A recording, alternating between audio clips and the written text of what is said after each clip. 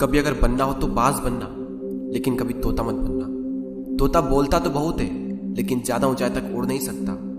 बाज बोलता बहुत कम है, लेकिन सबसे ऊंचाई पर उड़ता है, और बाकी पंछियों का राजा होता है एक बाज। आज मैं आपको 5 ऐसे पॉइंट्स बताऊंगा जो कि हर इंसान को बाज से सीखना चाहिए, और लाइफ की बहुत बड़ी लर्निंग है इन 5 पॉइंट्स में। पहला लेसन, ईगल फ्लाई अलोन। बाज अकेले उड़ता है और बाकी पंछियों के मुकाबले सबसे ऊंचाई पर उड़ता है। बाज अकेले उड़ेगा, लेकिन कभी भी चिड़िया और छोटे पंछियों के साथ नहीं उड़ेगा। बाज हमेशा या तो बाज के साथ उड़ता है या फिर अकेला उड़ता है, और इस समय यह सीख मिलती है कि छोटी सोच वाले लोगों से हमेशा दूर रहें और अकेले रहो, क्योंकि यही वो समय है जब खुद को जानने का असली मौका मिलता है।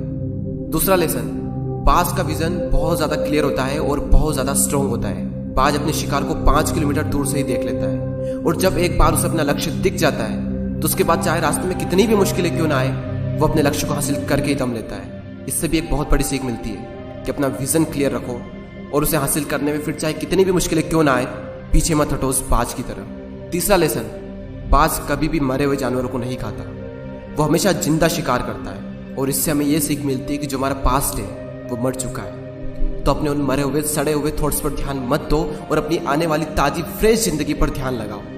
अपने पास्ट की पुरानी यादें जो तुम्हें तंग करती है उन्हें वही रहने दो जहां पर उसकी जगह है, और तुम्हारे पास्ट की जगह है तुम्हारे पास्ट में, उसे वर्तमान में जगह मत दो। क्योंकि एक बार अगर तुम्हारा पास्ट तुम्हारे प्रेजेंट में आ गया तो तुम्हारा पास्ट तुम्हें कभी प्रेजेंट में नहीं रहने देगा। पास्ट में तुम्हारे साथ कितना भी बुरा क्यों ना हुआ हो, वो सब यादें, वो सब थॉट्स मर चुके हैं, और उस बाज की तरह बनो जो कभी भी मरी हुई चीजों को नहीं खाता।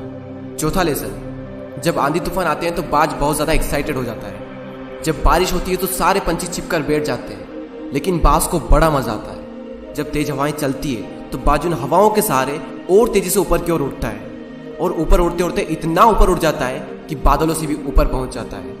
और इससे भी एक बहुत बड़ी सीख मिलती है कि मुसीबत में मजा ढूंढो।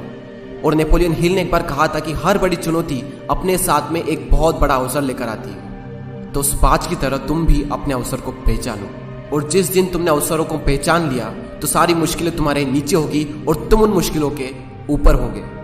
फिफ्थ लेसन, बाज अपने घोंसलों में से सॉफ्ट घास को हमेशा निकाल देता है, ताकि बाज का जो बच्चा होता है वो उसमें कंफर्टेबल ना हो सके, क्योंकि अगर वो घोंसले में कंफर्टेबल हो गया तो वो वहीं रहना पसंद करेगा।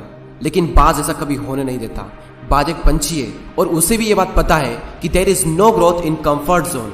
लेकिन हम तो इंसान है ना, और इंसान होने के बावजूद भी कई सारे लोग इस बात को समझते ही नहीं। आप जितना ज्यादा कंफर्ट जोन में रहोगे, आपकी लाइफ आने वाले टाइम में उतनी ही ज्यादा अनकंफर्टेबल हो जाएगी।